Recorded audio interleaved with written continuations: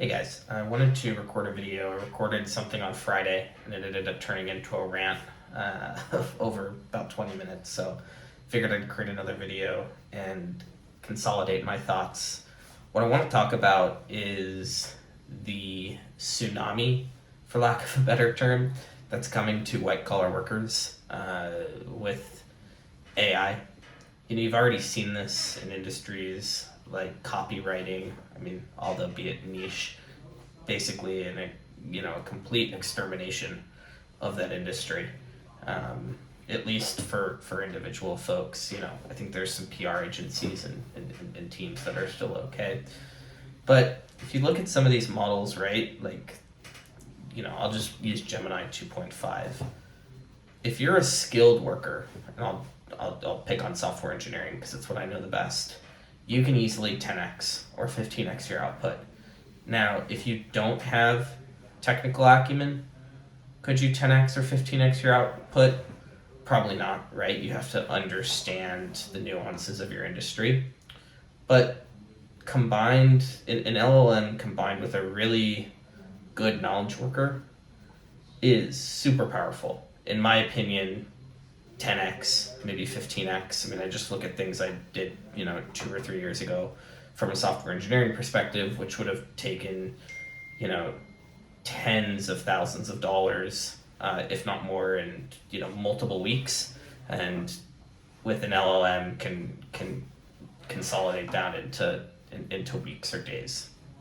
So where I'm going with this is, what do you do? Right? Like if you're a knowledge worker, maybe you're working in corporate America or corporate Europe, or you're in college looking for a job. What do you do? Where do you go? And I don't think anyone really has an answer to that. But what concerns me the most is the central planners. I don't think have an answer or have any idea of what's coming. I don't necessarily think it's a political thing. I don't think it's, this administration, that administration. I think it's human nature. If you're in control, you're focused on, the near-term priorities, and, future priorities are someone else's problem. But this is clearly the biggest problem that our world faces. At least from a macroeconomic standpoint, yes, there's kind of minor things, in each region of the world. That's not what I'm talking about. What I'm talking about is if you have 10 high-paid knowledge workers in 10 years, are you going to have one high-paid knowledge worker doing 10x the work? Because I think that's definitely possible. I don't really see how it's not. And ultimately where I'm getting to, right, is like, who does this benefit?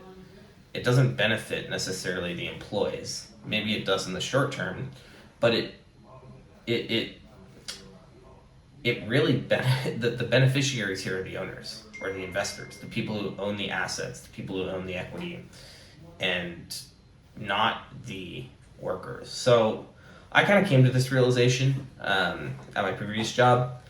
I,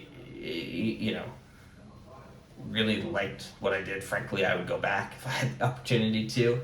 And, maybe some things will change. But when you're working in a really, really large entity, regardless of the company, if you're an employee, you're an employee. That's just the way it goes, right? Like if you're a business, whether you're a public company or a private company, it doesn't matter. If you own the equity, and if you're, an owner of the business, or you're a large shareholder, you want to increase profit. There's nothing wrong with that. We live in a capitalist society. I think it's excellent. I wouldn't trade it for anything else. But with AI and the cost of knowledge work going down, we have to be realistic that if you're trying to work a 9-to-5 job, can you rely on that company? Can you rely on that entity? Because if the cost of your labor is basically going to be taken to zero and automated away and it's a race to the bottom, what do you do? So I think ultimately you got to be an entrepreneur, got to have multiple businesses, you got to be involved in multiple different things. I really think that's the best path forward. But I really worry about, people like my brother's age, who are, in college, who, they used to be really easy to get a corporate job, and maybe it still is, but in 10 years, how many accountants are people going to need? How many people in FP&A are companies going to need? How many folks in marketing are people going to need? How many SDRs is a company going to need? So, I think you got to start a business. I'm a technologist. I love technology. I love building things. So obviously software engineering's, my passion. I think there's probably honestly better businesses to be in from the just risk management standpoint that I talked about earlier. Being a plumber, an electrician, any kind of, finish work, anything that, really can't, the AI multiples aren't there yet.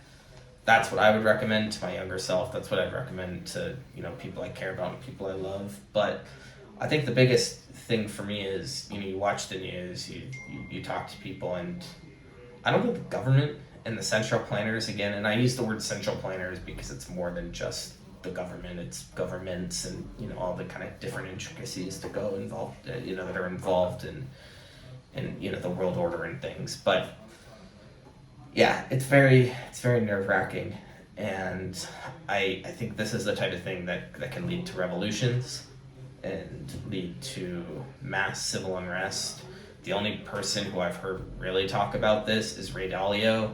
Adam Taggart from Thoughtful Money, I've heard mention it a few times as well, but no one else. I'm really kind of surprised. I mean, I'm not surprised, let's be real. I'm more maybe concerned that this isn't a higher priority from folks who have lots of power and control. So anyways, curious your guys' thoughts. Looks like we're at about 7.5 minutes here. Again, for anyone in New York City, love to meet up. Just kind of cooking away. I know some folks have mentioned that they want to see some coding videos, so I'll probably do that in the next couple days. And yeah, I'll talk to you guys soon. Thanks.